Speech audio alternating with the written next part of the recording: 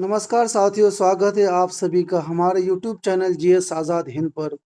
कैसे हैं आप सभी लोग? प्लीज़ कमेंट बॉक्स में ज़रूर बताएं। साथियों, आज हम लाए हैं आपके लिए संसद टॉपिक यानी पार्लियामेंट से साथियों 100 प्रश्न एमसीक्यू के तहत साथियों बहुत ही इम्पोर्टेंट क्लास रहने वाली साथियों। आप सभी को मालूम है कि संसद से हर एग्ज़ाम में क्वेश्चन पूछे जाते हैं। उसी संसद टॉपिक से साथियों ये बहुत ही बड़ा लंबा टॉपिक है, तो हमने 100 क्वेश्चन बनाए साथियों। आज लाए हम आपके लिए 100 क्वेश्चन एमसीक्यू के तहत। तो साथियों चलिए वीडियो को शुरू करते हैं, क्लास को ज़्यादा देर ना किए हुए। आज का पहला प्रश्न है तो साथियों कि भारत में संसद कितने भागों में विभाजित है? साथियों भारत में संसद कितने विभाग यानी भागों में विभाजित है? साथियों आपका करेक्ट आंसर है ऑप्शन सी। साथियों option C is correct answer है। ध्यान रखिएगा साथियों, भारत की संसद जो है 3 भागों में विभाजित है, लेकिन भारत में द्विसदनीय है, राज्यसभा एवं लोकसभा। ठीक है साथियों, ये जरूर ध्यान रखिएगा आप लोग। की पॉइंट है दोस्तों, लोकसभा प्लस राज्यसभा प्लस राष्ट्रपति, इसी को जो बोलते साथियों भारत का जो है सब लोग यानी क्या कहते हैं, भारत का संसद जो है वो 3 भागों में विभाजित है। तो राष्ट्रपति भी है साथियों, इसे ध्यान रखना, कभी राष्ट्रपति के चक्कर में आपको क्वेश्चन गलत ना हो जाए। दोस्तों इसका की पॉइंट है लोकसभा प्लस राज्यसभा प्लस राष्ट्रपति, ये संसद की बॉडी है साथियों। यही तीनों चीज मिलके संसद बनती है। दूसरा प्रश्न साथियों, संसद का पहला अधिवेशन कब हुआ? संसद का पहला अधिवेशन कब हुआ? साथियों ऑप्शन सी, इसका राइट आंसर है ऑप्शन सी, यानी 1952 में संसद का पहला अधिवेशन हुआ था। याद रखिएगा, की पॉइंट है साथियों 13 मई 1952 को प्रथम बैठक हुई थी संसद की। ठीक है साथियों, जरूर याद रखिएगा। तीसरा प्रश्न है दोस्तों, राज्यसभा में अधिकतम कितने सदस्य हो सकते हैं? यानी राज्यसभा में अधिकतम ज्यादा से ज्यादा कितने यानी कम से कम कितने सदस्य हो सकते हैं?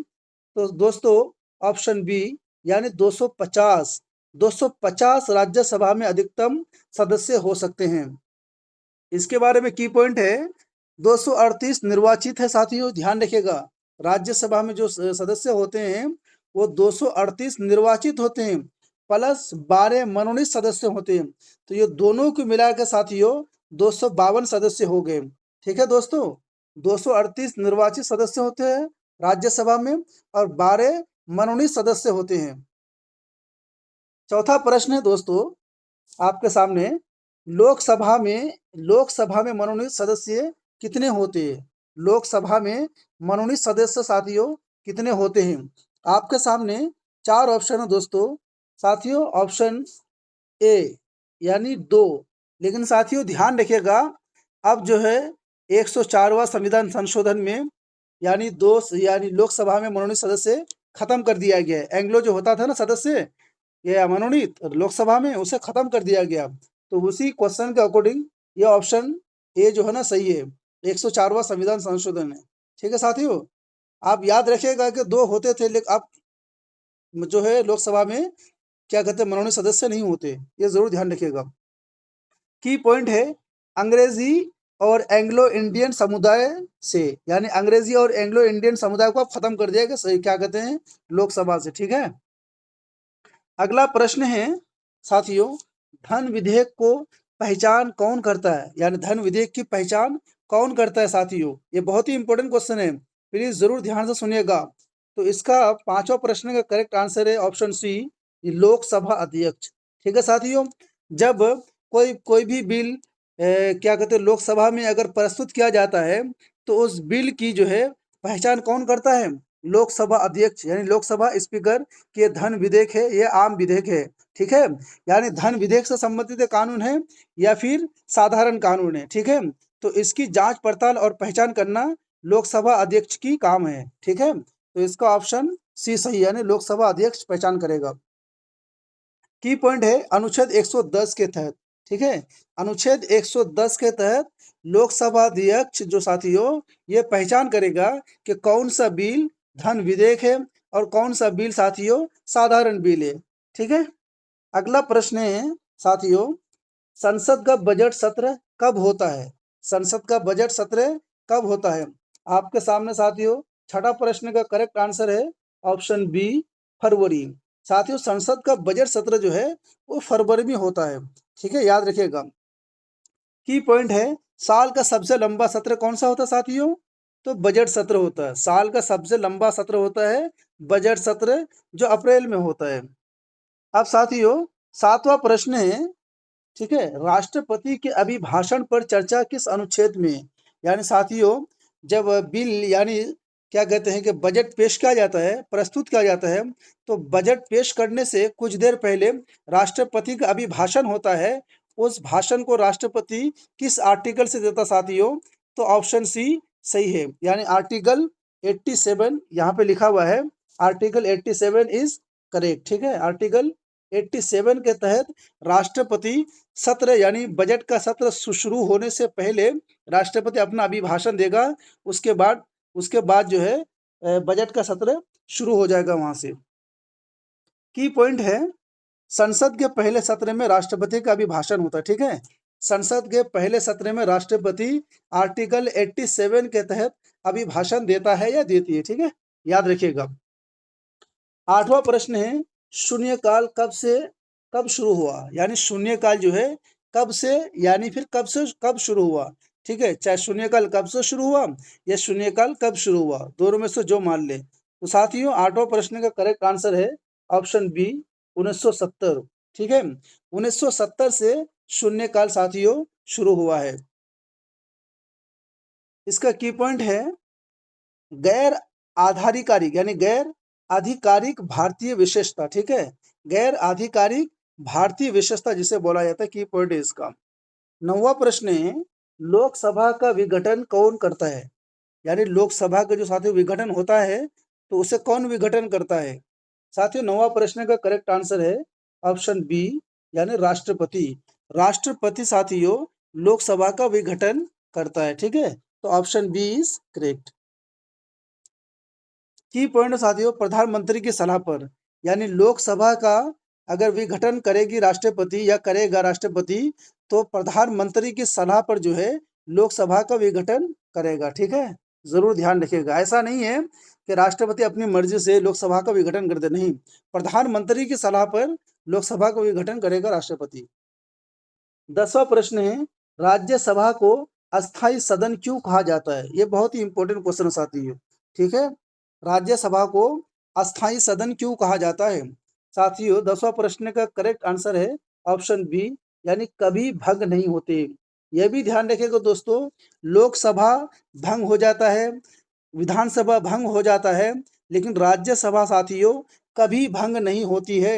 ये जरूर ध्यान रखिएगा, ठीक है। इसलिए इसे अस्थाई सदन कहा जाता है, क्योंकि ये हमेशा अस्थाई है, अस्थाई कभी नहीं होता है, और ये कभी भंग नहीं होती, ठीक है।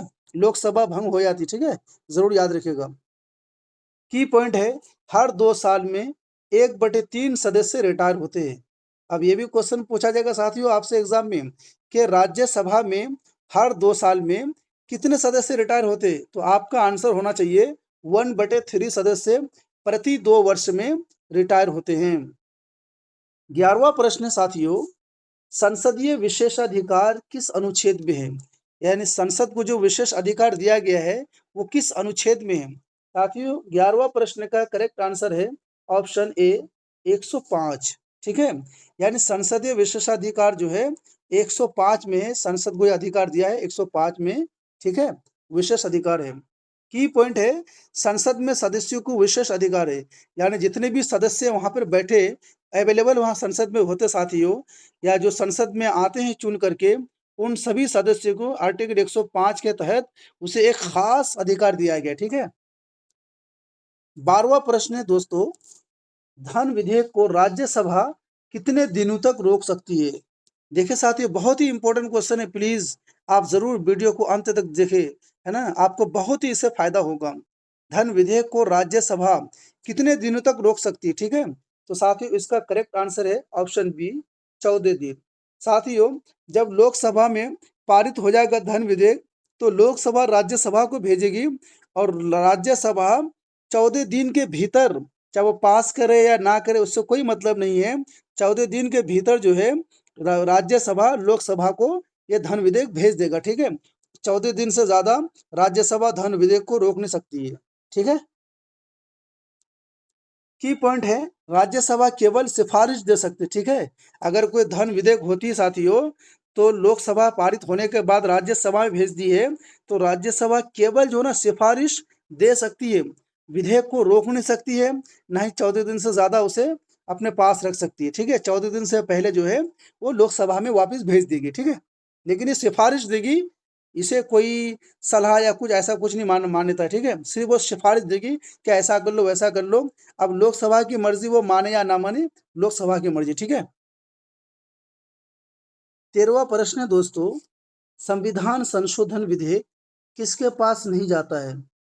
साथियों, 13वां प्रश्न का करेक्ट आंसर है ऑप्शन डी। ठीक है साथियों, विधानसभा, यानी विधानसभा में संविधान संशोधन विधेयक पास, यानी उसके पास नहीं जाता, यानी विधानसभा के पास संविधान संशोधन विधेयक नहीं जाता है। ठीक है, इसका की पॉइंट है, संशोधन बिल को अस्वीकृत नहीं कर सकता है। जो साथियों पार्लियामेंट में या राज्यसभा में बिल पास हो गया है, उसे विधानसभा जो है अस्वीकृत नहीं कर सकते। ठीक है, 14वां प्रश्न है साथियों, प्रश्नकाल की अवधि कितनी होती है? प्रश्नकाल की अवधि जो है कितनी होती है? साथियों, आपके सामने ऑप्शन है 1 घंटा। ठीक है, 1 घंटा जो है प्रश्नकाल की अवधि होती है। की पॉइंट साथियों, प्रत्येक कार्य दिवस का पहला घंटा, यानी प्रत्येक कार्य दिवस का पहला घंटा साथियों वो शून्यकाल होता है, जिसे 1 घंटा दिया जाता है। ठीक है, 1 घंटा बहस होती है शून्यकाल पे, यानी प्रश्नकाल साथियों। ठीक है, 15वां प्रश्न है, अविश्वास प्रस्ताव किस सदन में लाया जाता है? यानी अविश्वास प्रस्ताव जो साथियों किस सदन में लाया जा सकता है? साथियों, 15वां प्रश्न का करेक्ट आंसर है ऑप्शन ए, लोकसभा। ठीक है, लोकसभा में जो है अविश्वास प्रस्ताव यानी लाया जाता है। ठीक है, ध्यान रखिएगा। की पॉइंट है, केवल लोकसभा में सरकार गिर सकती है। ठीक है साथियों, केवल जो है सरकार कहाँ गिर सकती है? लोकसभा में ही गिर सकती है। इसलिए साथियों कि लोकसभा में ही लोकसभा के मेंबर बैठते हैं और लोकसभा के मेंबर से ही प्रधानमंत्री चुने जाते हैं साथियों। इसीलिए अगर सरकार गिरेगी तो लोकसभा में ही गिरेगी, और ये बिल जो साथियों लोकसभा में ही केवल लाया जाएगा। ठीक है, 16वां प्रश्न है, संसद के संयुक्त अधिवेशन की अध्यक्षता कौन करता है? साथियों, संसद के संयुक्त अधिवेशन की अध्यक्षता कौन करता है? साथियों, 16वां प्रश्न का करेक्ट आंसर है ऑप्शन बी, लोकसभा अध्यक्ष। ठीक है, जो लोकसभा का अध्यक्ष होता है वही जो है संयुक्त अधिवेशन की अध्यक्षता करता है। Option B is correct. अनुच्छेद 108, साथियों अनुच्छेद 108 के तहत जो है लोकसभा अध्यक्ष जो है संयुक्त बैठक की अध्यक्षता करता है। ठीक है, 108 के तहत, आर्टिकल 108 याद रखिएगा। 13वां प्रश्न, 17वां प्रश्न है, कार्य संचालन नियम कौन बनाता है? साथियों, कार्य जो है संचालन नियम जो है कौन बनाता है? तो आपके सामने 17वां प्रश्न का करेक्ट आंसर है ऑप्शन सी। साथियों, प्रत्येक सदन स्वयं, यानी सदन जो है खुद जो है कार्य संचालन नियम बनाता है। ठीक है, ये जरूर ध्यान रखिएगा। की पॉइंट है, लोकसभा और राज्यसभा अलग अलग नियम बनाते। ठीक है, लोकसभा का अलग नियम है, राज्यसभा का अलग नियम है। राज्यसभा का नियम राज्यसभा खुद बनाएगा और लोकसभा का नियम लोकसभा खुद बनाएगा। ठीक है, जरूर याद रखिएगा। 18वां प्रश्न है, संसद का विशेष सत्र किस अनुच्छेद में है? ठीक है, संसद का विशेष क्षेत्र ये सत्र जो है किस अनुच्छेद में है साथियों?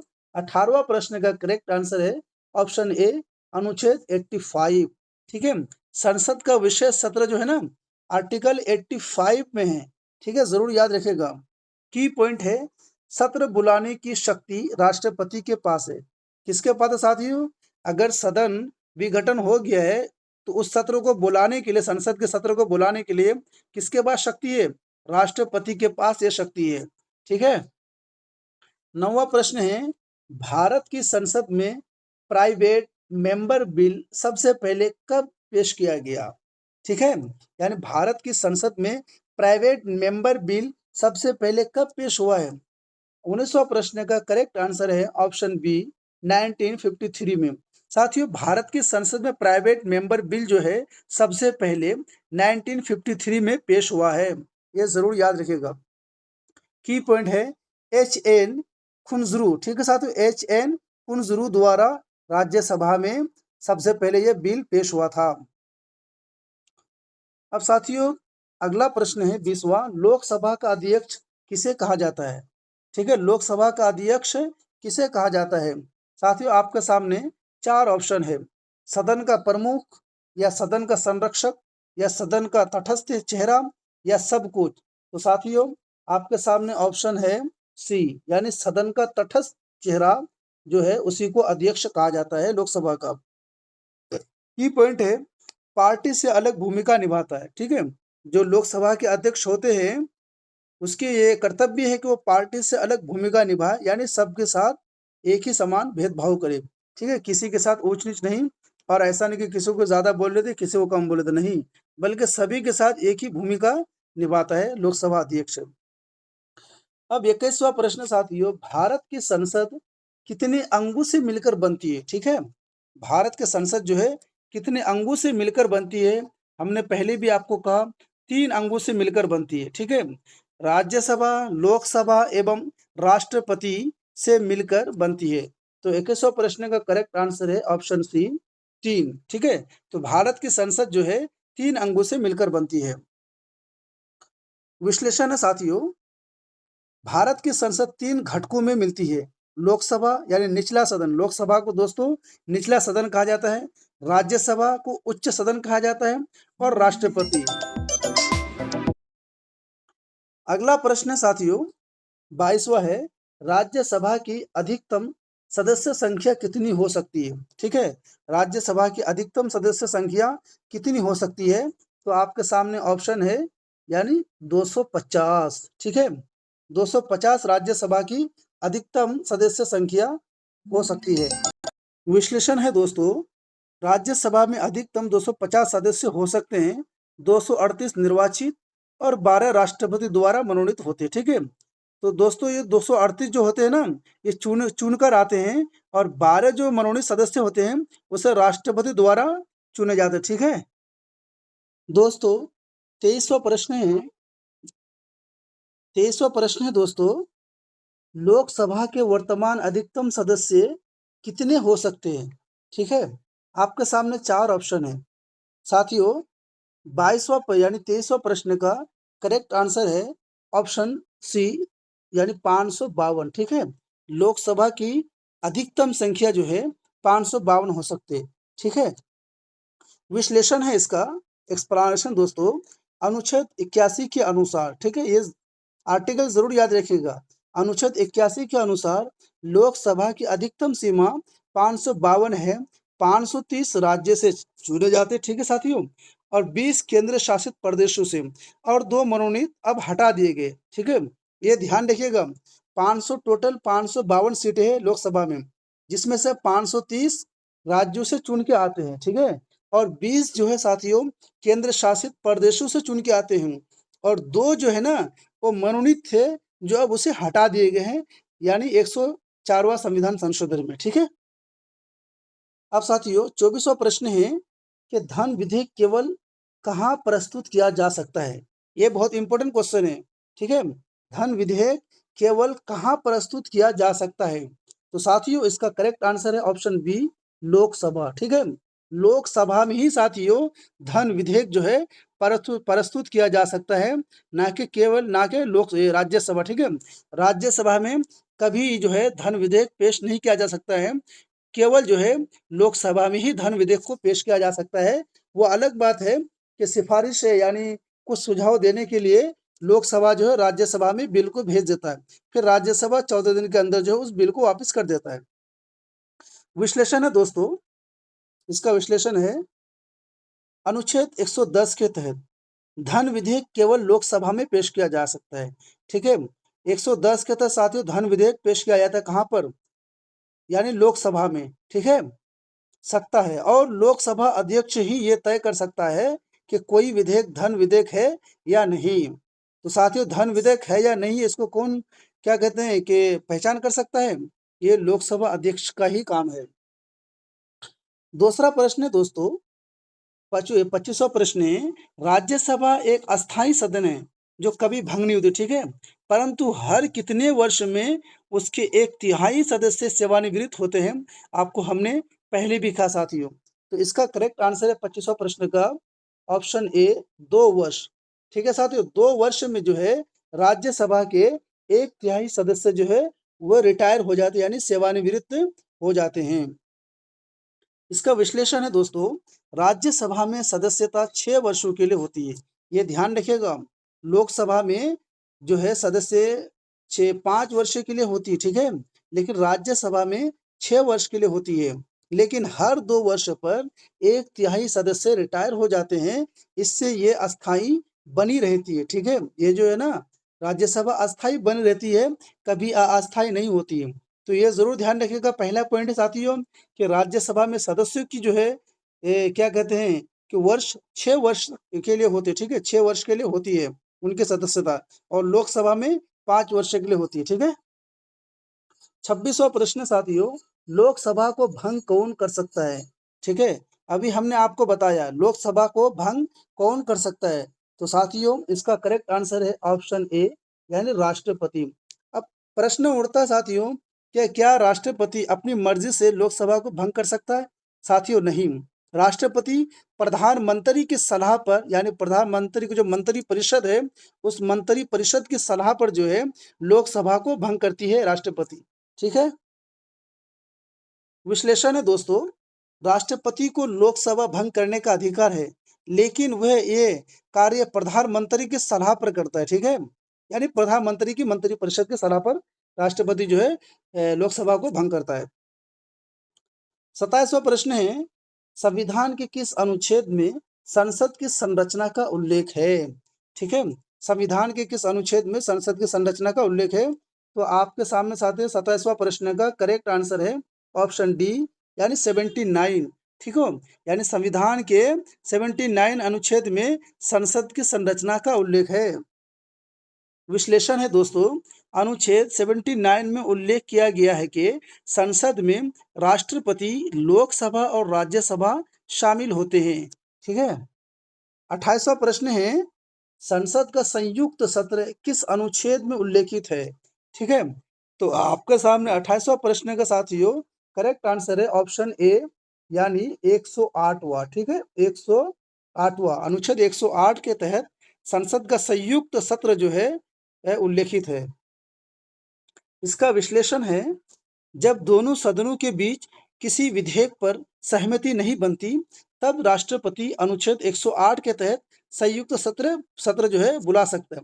साथियों जरा इंपॉर्टेंट क्वेश्चन है, जरा ध्यान रखिएगा, बहुत ही इंपॉर्टेंट क्वेश्चन है, ठीक है। यानी या राष्ट्रपति जो है दोनों सदनों के बीच जब किसी बिल में अफरा तफरी होता है या इधर उधर होता है, सहमति नहीं बनती है, तब जो है आर्टिकल 8 के तहत राष्ट्रपति संयुक्त बैठक बुलाती है या बुलाता है। ठीक है। आर्टिकल 20 यानी साथियों यानी 29वां प्रश्न है, राज्यसभा के अध्यक्ष कौन होते? राज्यसभा जो है साथियों उसका अध्यक्ष कौन होते? साथियों आपके सामने ऑप्शन है ऑप्शन सी, यानी उपराष्ट्रपति। साथियों उपराष्ट्रपति जो है वो राज्यसभा के अध्यक्ष होते हैं। अब वर्तमान में साथियों उपराष्ट्रपति जगदीप धनखड़ है। ठीक है, ये भी ध्यान रखिएगा। विश्लेषण है, भारतीय उपराष्ट्रपति राज्यसभा के पदेन है ना अध्यक्ष होते, यानी एक्स ऑफिसियो होते हैं। ठीक है, ये जरूर ध्यान रखिएगा। तीसरा प्रश्न है, संसद का पहला सत्र कब हुआ था? ठीक है, संसद का पहला सत्र कब हुआ था? आपके सामने साथियों 4 ऑप्शन है, तो इसका सही और करेक्ट आंसर है ऑप्शन सी। साथियों ऑप्शन सी इज करेक्ट। 1952 में संसद का पहला सत्र हुआ था। विश्लेषण है दोस्तों, भारतीय संसद का प्रथम सत्र 13 मई 1952 को आयोजित हुआ था और इसी दिन डॉक्टर राजेंद्र प्रसाद ने पहले राष्ट्रपति के रूप में भाषण दिया था। ठीक है साथियों, ये जरूर याद रखिएगा। 31वां प्रश्न है साथियों, प्रश्नकाल क्वेश्चन आवर कब होता है? ठीक है, प्रश्नकाल कब होता है? साथियों 31वां प्रश्न का करेक्ट आंसर है ऑप्शन सी, यानी साथियों ऑप्शन सी, कार्य दिवस के पहले घंटे में। ठीक है, कार्य दिवस के पहले घंटे में प्रश्नकाल होता है। विश्लेषण है यानी प्रश्नकाल संसद के कार्य दिवस की शुरुआत में होता है, जिसमें मंत्रीगण जनता से संबोधित यानी संबंधित सवालों के उत्तर देते, ठीक है। यानी जो जनता यानी संसद सवाल करते हैं, उन सवालों का जवाब साथियों जो प्रधानमंत्री के मंत्रीगण होते हैं वो उन सवालों का जवाब देते हैं, ठीक है। 32वां प्रश्न है धन विधेयक यानी मनी बिल से संबंधित निर्णय कौन करता है, ठीक है। तो 32वां प्रश्न का करेक्ट आंसर है साथियों ऑप्शन डी, लोकसभा अध्यक्ष, ठीक है। लोकसभा अध्यक्ष जो है यानी मनी बिल से संबंधित निर्णय लेते हैं। विश्लेषण है कि अनुच्छेद 110 के अनुसार लोकसभा अध्यक्ष ये निर्णय करता है कि कोई विधेयक धन विधेयक है या नहीं है, यानी धन विधेयक है ये या साधारण विधेयक है, ये लोकसभा अध्यक्ष का दायित्व है कि उसको पहचाने वो। 33वां प्रश्न है राज्यसभा धन विधेयक में कितने दिन तक सुझाव दे सकती है, ठीक है साथियों। 33वां प्रश्न का करेक्ट आंसर है ऑप्शन सी यानी 14 दिन। 14 दिन तक जो है राज्यसभा धन विधेयक में सुझाव दे सकते हैं। विश्लेषण है साथियों राज्यसभा धन विधेयक को केवल 14 दिन तक रख सकती है और उस पर सुझाव दे सकती है, अस्वीकृति नहीं कर सकती, ठीक है। राज्यसभा धन विधेयक पर अस्वीकृति नहीं दे सकती है। 34वां प्रश्न है दोस्तों संविधान संशोधन विधेयक का पारित होना किस अनुच्छेद में है, ठीक है। यानी संविधान अगर किसी संविधान के किसी आर्टिकल को संशोधन करना है तो साथियों किस आर्टिकल से संविधान में संशोधन कर सकते हैं उसके बारे में यहाँ पे वर्णन है। तो 34वां प्रश्न का करेक्ट आंसर है ऑप्शन ए यानी 368, ठीक है। अनुच्छेद 368 के तहत संविधान संशोधन होता है लोकसभा और राज्यसभा में, ठीक है। विश्लेषण है संविधान में संशोधन की प्रक्रिया अनुच्छेद 368 में दी गई है, विशेष बहुमत की आवश्यकता होती है, ठीक है। विशेष बहुमत के साथ संविधान में कोई संशोधन होता है 368 के तहत। 35वां प्रश्न है अविश्वास प्रस्ताव यानी नो कॉन्फिडेंस मोशन कहाँ प्रस्तुत किया जाता है, ठीक है। कहाँ प्रस्तुत किया जाता है साथियों आपके सामने 4 ऑप्शन है। 35वां प्रश्न का करेक्ट आंसर है ऑप्शन ए यानी लोकसभा में, ठीक है साथियों। लोकसभा में प्रस्तुत किया जाता है अविश्वास प्रस्ताव। विश्लेषण है कि सरकार के खिलाफ अविश्वास प्रस्ताव केवल लोकसभा में ही लाया जा सकता है, ठीक है। ये जरूर ध्यान रखिएगा कि अगर कोई अविश्वास प्रस्ताव है तो वो राज्यसभा में नहीं पेश किया जाएगा बल्कि केवल जो है लोकसभा में ही लाया जा सकता है, ना कि राज्यसभा में।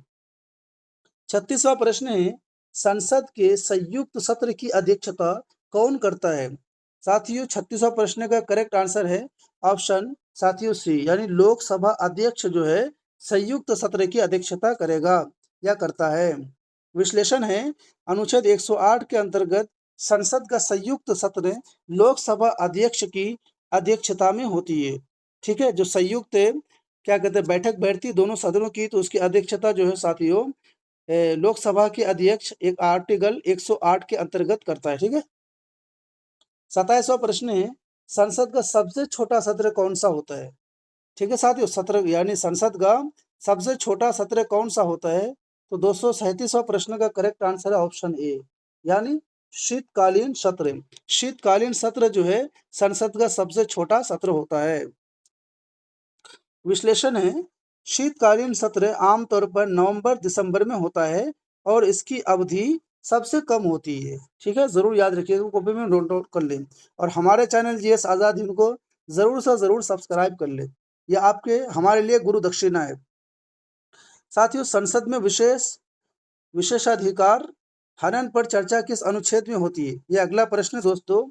संसद में विशेषाधिकार हनन पर चर्चा किस अनुच्छेद में होती है तो साथियों इसका करेक्ट आंसर है 105 यानी अनुच्छेद 105 ऑप्शन ए इज करेक्ट। विश्लेषण है संसद के सदस्यों को कुछ विशेषाधिकार प्राप्त है, ठीक है। खास जो है अधिकार प्राप्त है, उनके उल्लंघन को विशेषाधिकार हनन कहा जाता है। 39वां प्रश्न है राज्यसभा की पहली बैठक कब हुई थी, ये बहुत ही इंपॉर्टेंट क्वेश्चन है साथियों। राज्यसभा की पहली बैठक कब हुई थी तो साथियों ऑप्शन सी इज करेक्ट यानी 1952 1952 में राज्यसभा की पहली बैठक हुई थी। विश्लेषण है, राज्यसभा की पहली बैठक 13 मई 1952 को हुई थी। लोकसभा की भी उसी दिन हुई थी। ठीक है, यानी लोकसभा की भी पहली बैठक 13 मई 1952 को हुई थी और राज्यसभा की पहली बैठक 13 मई 1952 को हुई थी। अब 40वां प्रश्न साथियों, भारत में कितने प्रकार के विधेयक होते हैं? भारत में कितने प्रकार के विधेयक होते हैं? तो 40वां प्रश्न का करेक्ट आंसर है ऑप्शन बी साथियों, 3 प्रकार के। यानी भारत में जो है विधेयक 3 प्रकार के होते हैं, ये जरूर ध्यान रखिएगा। विश्लेषण है, विधेयक मुक्त यानी मुख्यतः साथियों विधेयक जो है मुख्यतः 3 प्रकार के होते हैं। साधारण विधेयक, धन विधेयक और संविधान संशोधन विधेयक। ये तीनों विधेयक जरूर याद रखिएगा। कौन कौन सा विधेयक? साधारण विधेयक, धन विधेयक और संविधान संशोधन विधेयक। 41वां प्रश्न है, लोकसभा में विशेषाधिकार हनन प्रस्ताव किसके द्वारा प्रस्तुत किया जा सकता है? ये बहुत ही इंपॉर्टेंट क्वेश्चन है। क्वेश्चन कह रहा दोस्तों कि लोकसभा में विशेषाधिकार हनन प्रस्ताव किसके द्वारा प्रस्तुत किया जा सकता है? साथियों, आपके सामने 4 ऑप्शन है। करेक्ट आंसर है साथियों ऑप्शन बी, कोई भी सदस्य जो है वो इस धन यानी विधेयक को पेश कर सकता है, प्रस्तुत कर सकता है। विश्लेषण है, विशेषाधिकार प्रस्ताव किसी भी सदस्य द्वारा किया जा सकता है, लेकिन अध्यक्ष की अनुमति आवश्यक होती है। ठीक है, विशेषाधिकार प्रस्ताव जो है ना, सदन के कोई भी सदस्य पेश कर सकता है, लेकिन उसके लिए शर्त है कि अध्यक्ष की यानी जो स्पीकर है उनकी अनुमति आवश्यक होती है। 42वां प्रश्न है दोस्तों, राज्यसभा में न्यूनतम आयु क्या है? ठीक है, तो 42वां प्रश्न का करेक्ट आंसर है ऑप्शन बी साथियों, 30 वर्ष। यानी राज्यसभा में न्यूनतम आयु जो है वो 30 वर्ष है। यानी कोई अगर व्यक्ति राज्यसभा के सदस्य बनना चाहता है तो उसकी आयु की शर्तें कितनी है? 30 वर्ष है। ठीक है, जरूर याद रखिएगा। राज्यसभा सदस्य बनने के लिए न्यूनतम आयु 30 वर्ष है। लोकसभा के लिए 25 वर्ष है। ठीक है, लोकसभा के लिए 25 है, लेकिन राज्यसभा के लिए 30 वर्ष की आयु है। 43वां प्रश्न है, लोकसभा अध्यक्ष की अनुपस्थिति में कौन अध्यक्षता करता है? ठीक है, अगर लोकसभा ना रहे तो उसकी जगह पे कौन अध्यक्षता करता है? ठीक है साथियों, तो इसका 43वां का सही और करेक्ट आंसर है ऑप्शन डी साथियों, यानी पैनल अध्यक्ष। जो सेकंड अध्यक्ष होता है वही जो है लोकसभा की अध्यक्षता ना रहने की वजह से उनकी जगह पर जो है पैनल अध्यक्ष जो है वो कार्यभार संभालेगा। विश्लेषण है कि अध्यक्ष अनुपस्थिति में हो तो नामी सदस्यों के पैनल से कोई सदस्य अध्यक्ष करता है। ठीक है, 44वां प्रश्न है, अधिनियम एक्ट बनने के लिए विधेयक को किन से पारित होना चाहिए? ठीक है, अगर कोई विधेयक एक्ट बनता है तो वो किन से पारित होना चाहिए? तो साथियों, आज 44वां प्रश्न का करेक्ट आंसर है ऑप्शन डी, यानी दोनों सदनों और राष्ट्रपति। ठीक है, ऑप्शन डी इज करेक्ट, दोनों सदन और राष्ट्रपति। यानी अधिनियम एक्ट बनने के लिए विधेयक को साथियों दोनों सदन और राष्ट्रपति पारित होना चाहिए। विश्लेषण है, कोई भी विधेयक अधिनियम तब बनता है जब वह दोनों सदनों से पारित होकर राष्ट्रपति की मंजूरी प्राप्त कर ले। यानी जब तक राष्ट्रपति मंजूरी ना दे दे तब तक वो विधेयक एक्ट नहीं बनता है। ठीक है, यानी कानून नहीं बनता है। 45वां प्रश्न है, संसद में गुप्त सत्र क्या है? ठीक है साथियों, संसद में गुप्त सत्र क्या है? ये भी रिपीटेड क्वेश्चन है दोस्तों, जरूर ध्यान रखिएगा। 45वां प्रश्न का करेक्ट आंसर है ऑप्शन बी, यानी गुप्त बैठकों का आयोजन। ठीक है, यानी संसद में गुप्त सत्र क्या है? तो गुप्त बैठकों का आयोजन। विश्लेषण है, जब संसद की बैठकें सार्वजनिक नहीं होती है उन्हें गुप्त सत्र कहा जाता है, जिनमें सुरक्षा या गोपनीय विषयों पर चर्चा होती है। ठीक है, 46वां प्रश्न है दोस्तों, भारत की संसद का कौन सा सत्र सबसे लंबा होता है? ठीक है, आपके सामने साथियों 4 ऑप्शन है। 46वां प्रश्न का करेक्ट आंसर है ऑप्शन ए, बजट सत्र। यानी भारत की संसद का सबसे लंबा जो सत्र होता है वो बजट सत्र होता है। विश्लेषण है, बजट सत्र फरवरी से मई तक चलता है, ठीक है। कब से कब तक चलता है? फरवरी से मई तक चलता है और सबसे लंबा होता है, जिसमें आर्थिक सर्वेक्षण, बजट और कई विधेयक पेश होते हैं, ठीक है। 47वां प्रश्न है आपके सामने साथियों। लोक लेखा समिति यानी पीएसी का अध्यक्ष कौन होता है? ये जरूर ध्यान रखिएगा, बहुत बहुत इंपॉर्टेंट है साथियों, ठीक है। यानी पीएसी का अध्यक्ष कौन होता है साथियों? 47वां प्रश्न का करेक्ट आंसर है ऑप्शन डी, यानी विपक्ष का सदस्य। ये कौन होता है? विपक्ष का जो है सदस्य लोक लेखा यानी पीएसी का अध्यक्ष होता है, ठीक है। विश्लेषण है, परंपरा के अनुसार लोक लेखा समिति का अध्यक्ष विपक्ष से होता है, जिससे जांच निष्पक्ष रहे, ठीक है, इसलिए होता है विपक्ष का, यानी विपक्ष दल के नेता। 48वां प्रश्न है, पैनल ऑफ चेयरमैन क्या है? ठीक है सर, तो पैनल ऑफ चेयरमैन क्या है? 48वां प्रश्न का करेक्ट आंसर है दोस्तों सी, यानी सदन में अध्यक्ष के गैर हाजिरी में अध्यक्षता करने वाला समूह, ठीक है। इसका 48वां प्रश्न का करेक्ट आंसर है सदन में अध्यक्ष के गैर हाजिरी में अध्यक्षता करने वाला समूह क्या होता है? चेयरमैन, यानी पैनल ऑफ चेयरमैन है। विश्लेषण है, लोकसभा अध्यक्ष ऐसे सदस्यों का पैनल बनाता है जो उनकी अनुपस्थिति में सदन की अध्यक्षता कर सके, ठीक है।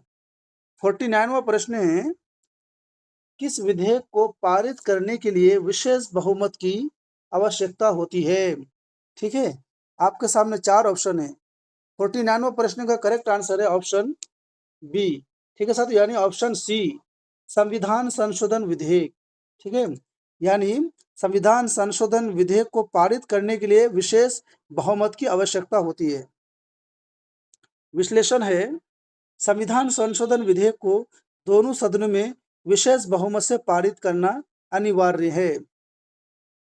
50वां प्रश्न है, लोकसभा के प्रथम अध्यक्ष कौन थे?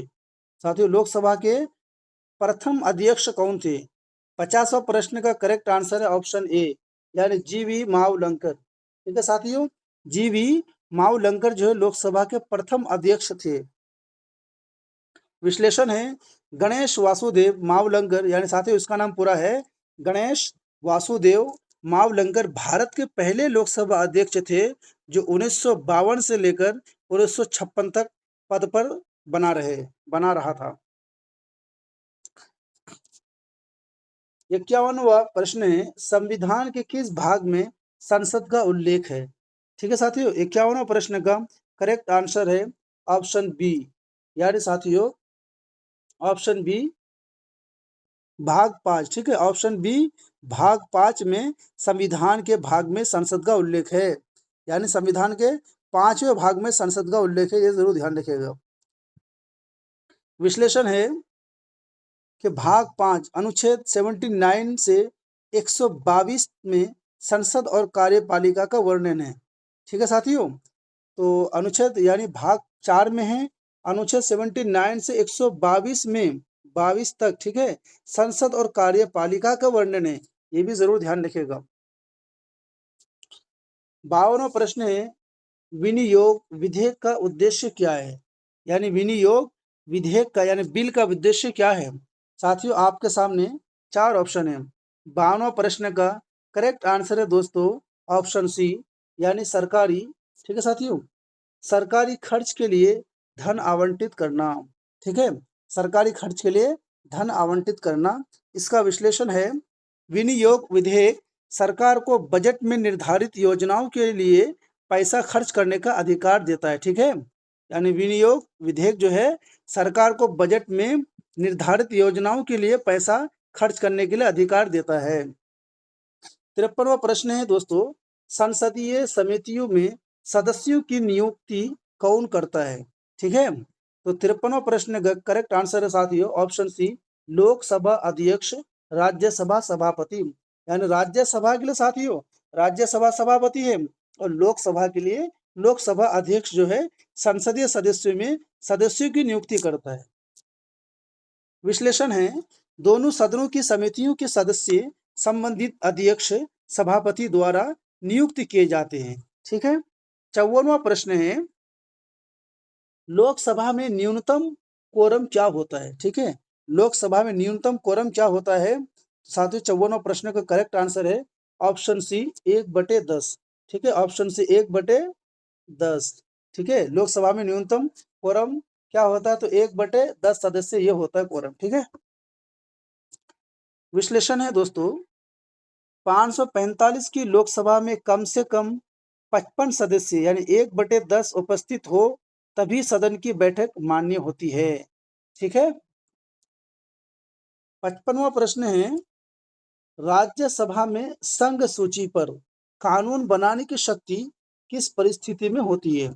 ठीक है, तो 55वां प्रश्न का करेक्ट आंसर है दोस्तों ऑप्शन सी, यानी जब 2/3 बहुमत से राज्यसभा यानी प्रस्ताव पास करे तब राज्यसभा में संघ सूची पर कानून बनाने की शक्ति होती है। इसका विश्लेषण है दोस्तों, अनुच्छेद 249 यानी 249 के अनुसार जब राज्यसभा 2/3 बहुमत से प्रस्ताव पारित करे तो वे राज्य सूची के विषयों पर भी कानून बना सकती है। 56वां प्रश्न है, संविधान के अनुसार संसद का न्यूनतम यानी सत्रांतर कितना हो सकता है? ठीक है, साथ ही 56वां प्रश्न का करेक्ट आंसर है ऑप्शन बी, यानी 6 माह। साथियों, संविधान के अनुसार संसद का न्यूनतम सत्रांतर कितना हो सकता है? तो 6 माह हो सकता है।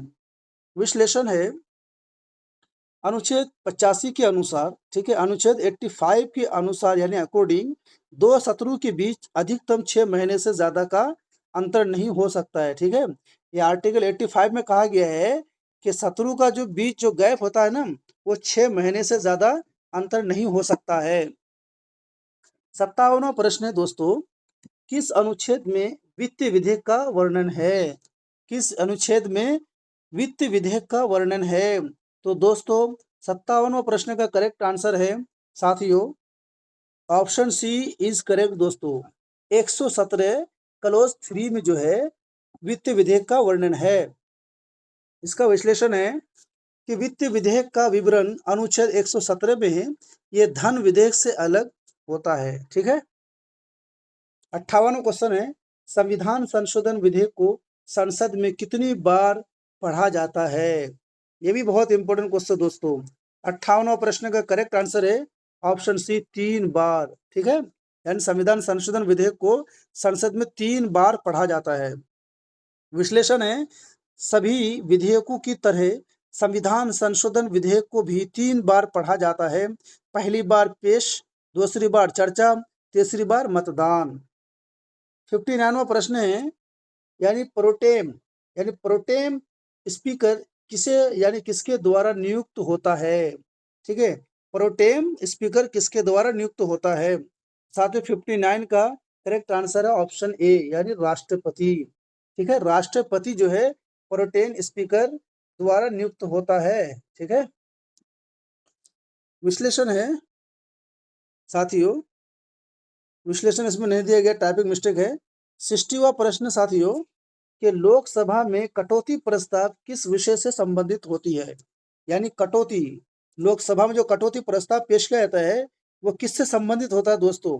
आपके सामने 4 ऑप्शन है। 60वां प्रश्न का करेक्ट आंसर है ऑप्शन बी, यानी वित्तीय नियंत्रण। ठीक है साथियों, जो कटौती प्रस्ताव लोकसभा में पेश किया जाता है तो वो नियंत्रण यानी वित्तीय नियंत्रण से संबंधित होता है। साथियों, विश्लेषण है कि कटौती प्रस्ताव बजट में प्रस्तावित व्यय को घटाने का माध्यम है, वित्तीय जवाबदेही का हथियार है। ठीक है। 61वां प्रश्न है, सत्र स्थगन और विच्छेद में क्या अंतर है? ठीक है, सत्र स्थगन और विच्छेद में क्या अंतर है? दोस्तों, 61वां प्रश्न का करेक्ट आंसर ऑप्शन बी, यानी स्थगन स्पीकर करता है। ठीक है, स्थगन जो है स्पीकर करता है और विच्छेद जो साथियों वो राष्ट्रपति करता है, ये अंतर है। ठीक है। विश्लेषण है, स्थगन यानी अध्यक्ष सभापति द्वारा, यानी लोकसभा हो तो अध्यक्ष करता है, राज्यसभा हो तो सभापति द्वारा अस्थायी रूप से रोका गया सत्र। ठीक है, विच्छेद राष्ट्रपति द्वारा संपूर्ण सत्र समाप्त किया जा सकता है। ठीक है, हाँ, अस्थायी दोबारा अगर किया जाएगा तो वो अध्यक्ष और सभापति के द्वारा, और बिल्कुल संपूर्ण सत्र समाप्त किया जा सकता है तो वो राष्ट्रपति के द्वारा। 62वां प्रश्न है, कौन सा बिल संसद में दोनों सदनों में नहीं आता? कौन सा बिल संसद में दोनों सदनों में नहीं आता साथियों? तो आपके सामने ऑप्शन सी इज करेक्ट है साथियों, यानी विनियोग विधेयक। ठीक है, विनियोग विधेयक जो है वो संसद में दोनों सदनों में नहीं आता है। ठीक है, विश्लेषण है दोस्तों, विनियोग और धन विधेयक राज्यसभा में चर्चा हेतु यानी चर्चा के लिए भेजे भेजे तो जाते हैं, लेकिन वहां अस्वीकार नहीं किए जा सकते। ठीक है, 63वां प्रश्न है, बजट कितने भागों में प्रस्तुत होता है? बजट कितने भागों में प्रस्तुत होता है? दोस्तों, इसका सही और करेक्ट आंसर ऑप्शन बी यानी 2। बजट जो है 2 भागों में प्रस्तुत किया जाता है। विश्लेषण है, बजट 2 भागों में होता है, राजस्व बजट और पूंजीगत बजट। ठीक है साथियों, राजस्व बजट और पूंजीगत बजट यानी बजट को 2 भागों में तकसीम किया जाता है। 64वां प्रश्न है, राज्यसभा में अधिकतम प्रतिनिधित्व किस राज्य का होता है? ठीक है, तो यानी राज्यसभा में अधिकतम जो है प्रतिनिधित्व यानी कैंडिडेट्स किस राज्य का होता है? तो दोस्तों, आपको पता है कि यूपी में सबसे ज्यादा है लोकसभा की सीटें और राज्यसभा की भी सीटें सबसे ज्यादा है, तो option B is correct. Uttar Pradesh, यानी उत्तर प्रदेश से साथियों राज्यसभा में अधिकतम प्रतिनिधित्व आते हैं। विश्लेषण है, राज्यसभा के राज्यों का प्रतिनिधित्व उनकी जनसंख्या के आधार पर होता है। उत्तर प्रदेश सबसे बड़ा राज्य। ठीक है, राज्यसभा में जो राज्य का जो प्रतिनिधित्व यानी कैंडिडेट होता है साथियों, तो जनसंख्या के आधार पर होता है। ठीक है, ये जरूर ध्यान रखिएगा, क्षेत्रफल के आधार पर नहीं। ठीक है, तो उत्तर प्रदेश सबसे बड़ा राज्य है, इसलिए उत्तर प्रदेश से सबसे ज्यादा राज्यसभा में सीटें आती है और वहां पे सदस्य बनते हैं। 65वां प्रश्न है, लोकसभा में राष्ट्रपति के अभिभाषण पर धन्यवाद प्रस्ताव कौन पेश करता है? ठीक है, आपके सामने 4 ऑप्शन है। 65वां प्रश्न का 4 ऑप्शन है दोस्तों, इसका करेक्ट आंसर है साथियों ऑप्शन सी, यानी कोई सत्ताधारी सदस्य। ठीक है, कोई भी सत्ताधारी सदस्य चुने गए हैं, जो पार्लियामेंट का मेंबर होगा वही जो है सत्ताधारी सदस्य पेश कर सकता है। यानी लोकसभा में राष्ट्रपति के अभिभाषण पर धन्यवाद प्रस्ताव कौन पेश कर सकता है? तो कोई भी सत्ताधारी सदस्य। राष्ट्रपति के अभिभाषण के बाद सत्ताधारी दल का कोई वरिष्ठ सदस्य धन्यवाद प्रस्ताव पेश करता है, जिस पर बहस होती है। ठीक है, तो धन्यवाद प्रस्ताव कब पेश करता है दोस्तों? राष्ट्रपति के अभिभाषण के बाद, ना के पहले।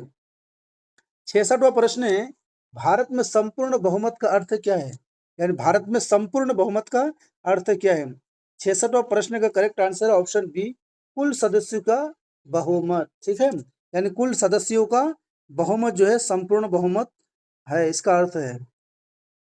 विश्लेषण है कि संपूर्ण बहुमत का अर्थ है सदन के केवल यानी कुल निर्धारित सदस्यों की बहुमत, है ना। जैसे लोकसभा में 545 का 50% प्लस 1 यानी 273। ठीक है, 273 जो है लोकसभा के कुल बहुमत कहलाए जाते हैं। 67वां प्रश्न है, 67वां प्रश्न है, संसदीय विशेषाधिकार में क्या सम्मिलित नहीं है? यानी संसद में जो व्यक्ति है पार्लियामेंट्री सदस्य, उसे क्या विशेष अधिकार नहीं है यानी सम्मिलित नहीं है? तो साथियों, मंत्रिमंडल का गठन यानी ऑप्शन सी इज करेक्ट। ठीक है, मंत्रिमंडल का यानी मंत्रिमंडल का गठन। विश्लेषण है दोस्तों, मंत्री बनाना कार्यपालिका का हिस्सा है। ठीक है, ये संसद के विशेषाधिकार का भाग नहीं है, यानी मंत्री जो है कार्यपालिका का हिस्सा है, संसद का ये हिस्सा नहीं है। अगला प्रश्न है, राज्यसभा में प्रस्ताव पारित होने के लिए न्यूनतम बहुमत क्या है? ठीक है, तो सही साथियों करेक्ट आंसर है ऑप्शन ए यानी साधारण बहुमत। साधारण बहुमत। ठीक है, विश्लेषण है, सामान्य विधेयकों के लिए उपस्थित एवं मतदान करने वाले सदस्यों का साधारण बहुमत पर्याप्त होता है। अगला प्रश्न है, राज्यसभा यानी राज्यसभा में निलंबन प्रस्ताव किस उद्देश्य से लाया जाता है? यह बहुत ही साथियों इंपॉर्टेंट क्वेश्चन है, जरूर आप कॉपी में नोट डाउन करते रहिएगा। ठीक है, हमारी क्लास के बाहर साथियों कोई भी क्वेश्चन बाहर होने वाला नहीं है, हमारी क्लास से उम्मीद है कि सारे क्वेश्चन आपके आएंगे। और अभी पार्ट 1 चल रहा, पार्ट 2 भी हम संसद के टॉपिक के बारे में एमसीक्यूज डालेंगे क्लास में। ठीक है, तो आपके सामने दोस्तों 4 ऑप्शन है 69 व कम। साथियों इसका सही और करेक्ट आंसर है ऑप्शन डी, यानी किसी विशेष विषय पर तत्काल चर्चा होती है। ठीक है, चर्चा यानी चर्चा के लिए, किसी विशेष विषय पर तत्काल चर्चा के लिए ये जो है साथियों ये क्या कहते हैं, ये निलंबन प्रस्ताव पेश किया था, इसका उद्देश्य यही है।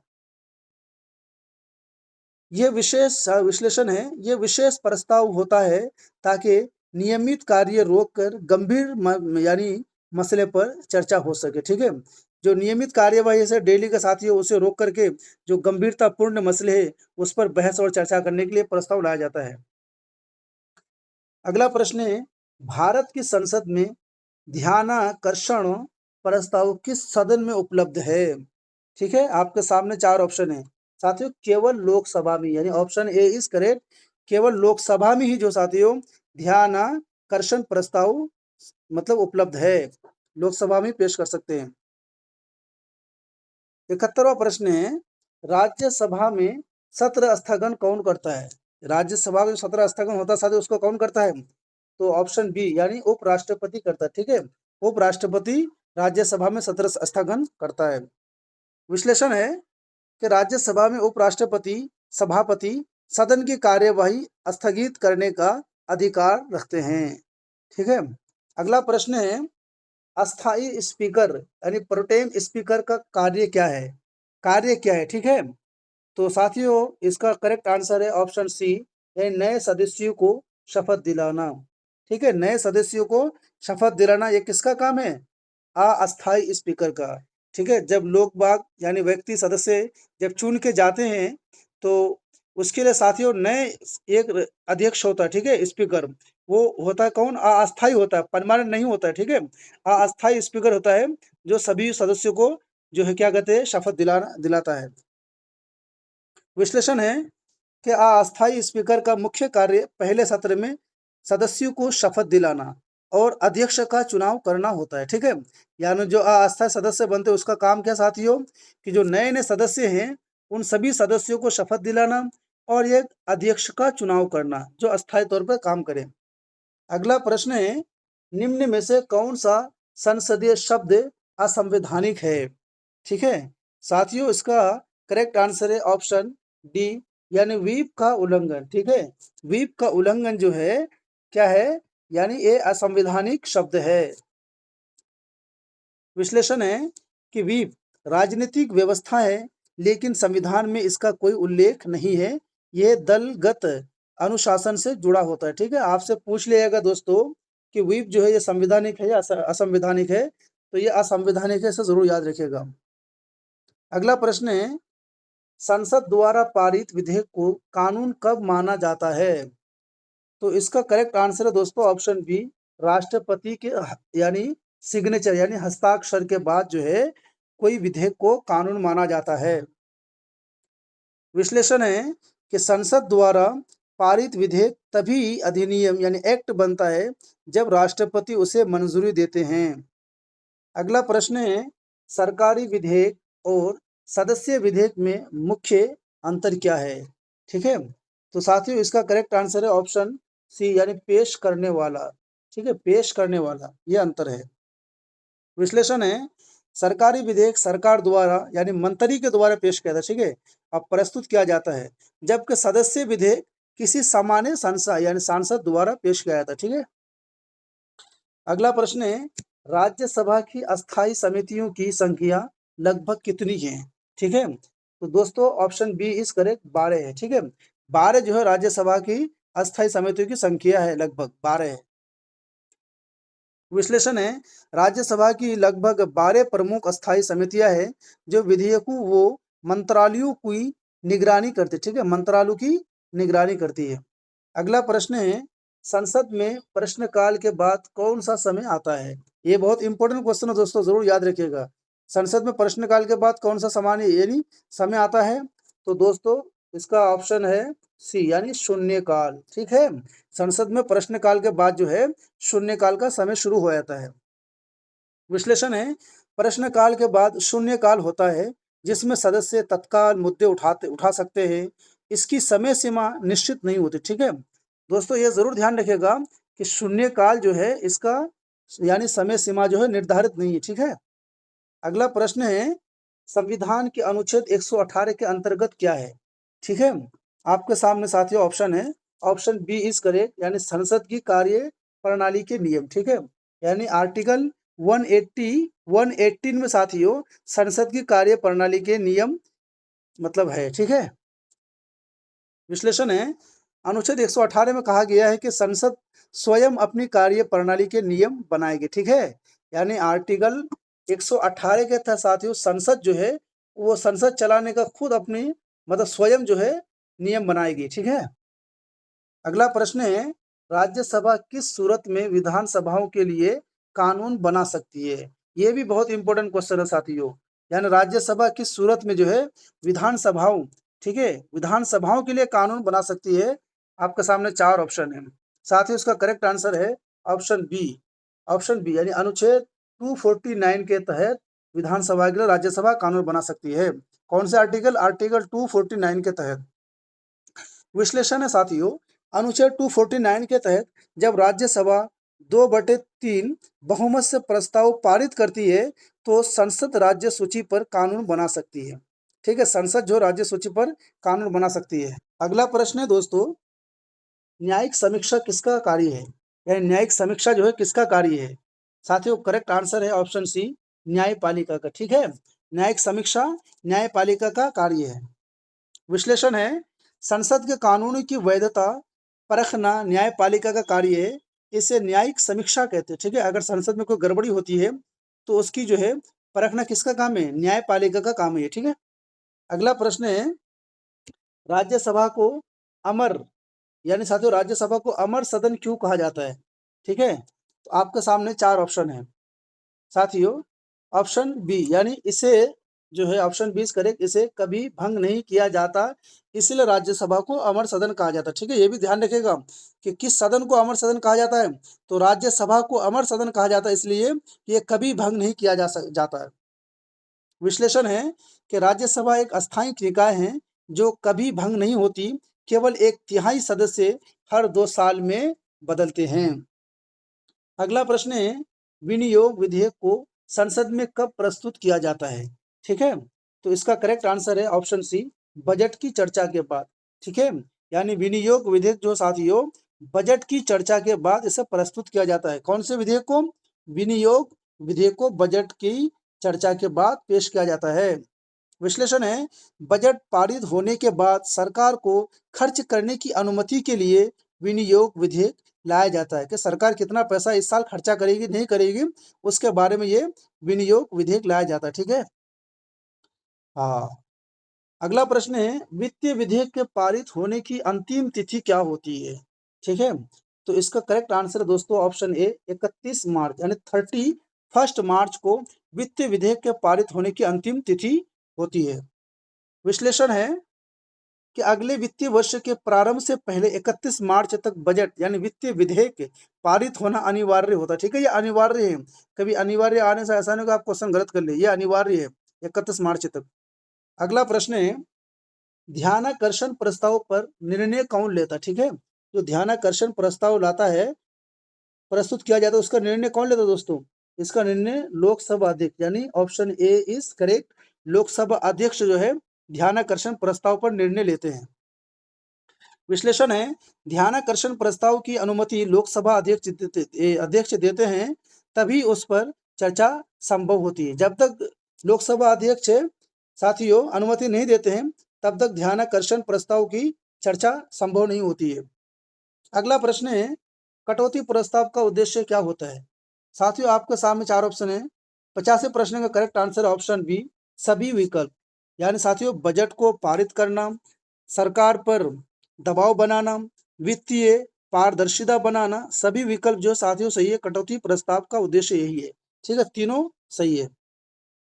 विश्लेषण है, कटौती प्रस्ताव के जरिए संसद बजट यानी सांसद जो है बजट व्यय में बदलाव की मांग करते हैं। यह एक नियंत्रण तंत्र है, ठीक है, ये एक क्या है, नियंत्रण तंत्र है, इसको जरूर याद रखिएगा। अगला प्रश्न है, संसद की कार्यवाही के रिकॉर्ड को क्या कहा जाता है, ठीक है। संसद की कार्यवाही के रिकॉर्ड को क्या कहा जाता है, जब संसद सदस्य गण बोलते हैं तो उसकी जो रिकॉर्ड होती है साथियों, उसे क्या कहा जाता है? तो साथियों उसे जो है यानी हन हंसड, ठीक है साथियों, ऑप्शन सी इज करेक्ट, यानी हंसड कहा जाता है, जरूर याद रखिएगा। विश्लेषण है, संसद की डिबेट का आधिकारिक ट्रांसक्रिप्ट यानी हंसर्ड कहलाता है, ठीक है। जो वीडियो रिकॉर्ड होती है उसे हंसर्ड कहलाता है, ये जरूर याद रखिएगा। अगला प्रश्न है, वित्तीय विधेयक को पारित ना होने की स्थिति में क्या होता है? ठीक है, आपके सामने साथ ही चार ऑप्शन है, इसका सही और करेक्ट आंसर है ऑप्शन बी, सरकार गिर सकती है। ठीक है साथियों, अगर कोई वित्तीय विधेयक विधेयक पारित नहीं होता है, इसका मतलब यह है कि वहां पे जो लोग बैठे हुए सदस्यगण वो नाराज है। जब नाराज होगी दोस्तों, सरकार गिर सकती है। विश्लेषण है कि यदि वित्तीय विधेयक पारित ना हो तो सरकार को विश्वास खोना माना जाता है और वो गिर भी सकती है सरकार, यानी जिसकी सरकार है वो उसकी सरकार गिर भी सकती है। अगला प्रश्न है, संसद की बैठक को बुलाने का अधिकार किसे है? साथियों, संसद की बैठक को बुलाने का अधिकार किसको है? साथियों, इसका सही और करेक्ट आंसर है ऑप्शन सी, यानी साथियों राष्ट्रपति। राष्ट्रपति को बुलाने का अधिकार है। विश्लेषण है, संसद के सत्र को बुलाने का संवैधानिक अधिकार राष्ट्रपति के पास है, ठीक है। अगला प्रश्न है, लोकसभा सचिवालय किसके अंतर्गत आता है? जो लोकसभा सचिवालय उस वो साथियों किसके अंतर्गत आता है? तो दोस्तों इसका सही और करेक्ट आंसर ऑप्शन सी, यानी लोकसभा अध्यक्ष। लोकसभा के अध्यक्ष में जो है साथियों क्या कहते हैं, सचिवालय उसके अंतर्गत आता है, यानी लोकसभा अध्यक्ष के अंतर्गत सचिवालय आता है। विश्लेषण है, लोकसभा सचिवालय लोकसभा अध्यक्ष के अधीन कार्य करता है, ये स्वतंत्र रूप से काम करता है, ठीक है। सचिवालय जो है वो स्वतंत्र रूप से काम करता है और किसके अधीन है? ये लोकसभा अध्यक्ष के अधीन है, यानी अंतर्गत है। अगला प्रश्न है, भारत का पहला संयुक्त सत्र किस विधेयक पर बुलाया गया था? यानी भारत का पहला संयुक्त सत्र किस विधेयक पर बुलाया गया था? करेक्ट आंसर है दोस्तों ऑप्शन बी, यानी डाउरी निषेध। क्या है? डाउरी निषेध।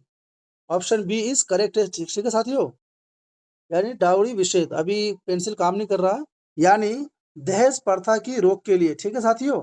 भारत का पहला संयुक्त सत्र जो है विधेयक जो है वो दहेज प्रथा की रोकथाम के लिए लाया गया था, जिसका नाम है डाउरी निषेध, ठीक है।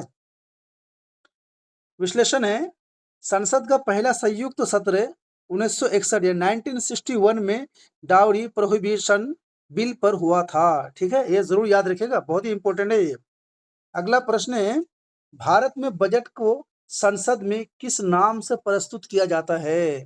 ठीक है, तो साथियों ऑप्शन ए इसका सही करेक्ट है, एनुअल फाइनेंशियल स्टेटमेंट, ठीक है। यानी एनुअल फाइनेंशियल स्टेटमेंट के नाम से भारत के बजट को संसद में पेश किया जाता है, यानी प्रस्तुत किया जाता है। विश्लेषण है, अनुच्छेद 112 में कहा गया है कि वार्षिक वित्तीय विवरण यानी एनुअल फाइनेंशियल स्टेटमेंट को बजट कहा जाता है, ठीक है। अगला प्रश्न है, संसद का कौन सा अधिकार कार्यपालिका पर नियंत्रण स्थापित करता है? इसका करेक्ट आंसर है दोस्तों ऑप्शन सी, यानी बजट पारित करना, ठीक है। बजट पारित करना, ये जरूर ध्यान रखिएगा। विश्लेषण है, कार्यपालिका के कार्यों पर संसद का सबसे बड़ा नियंत्रण बजट के जरिए होता है। बिना बजट कार्यपालिका कुछ खर्च नहीं कर सकती है, ठीक है। बिना बजट के जो कार्यपालिका है वो कुछ खर्च नहीं कर सकती है।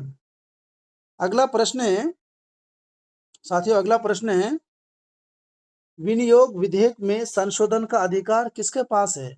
ठीक है, तो इसका सही और करेक्ट आंसर है लोकसभा के पास है, ठीक है। यानी विनियोग विधेयक में संशोधन का अधिकार किसके पास है? लोकसभा के पास, राज्यसभा के पास नहीं है, इसलिए जरूर ध्यान रखिएगा। विश्लेषण है, विनियोग विधेयक में केवल लोकसभा संशोधन कर सकती है, केवल लोकसभा साथियों, राज्यसभा नहीं। राज्यसभा को सुझाव देने का भी अधिकार नहीं है। ये बहुत ही इंपॉर्टेंट क्वेश्चन है दोस्तों, यहीं से बार बार क्वेश्चन आते हैं संसद के टॉपिक से, ठीक है।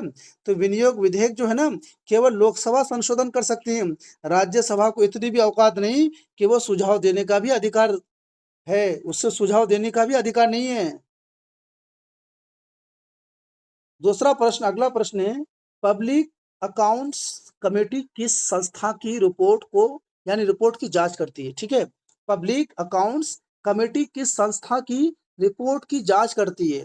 साथियों इसका करेक्ट आंसर है ऑप्शन बी, यानी कैग, CAG, नियंत्रक नियंत्रक एवं महालेखा परीक्षक जो है पब्लिक काउंसिल यानी अकाउंट्स कमेटी संस्था की रिपोर्ट की जांच करती है।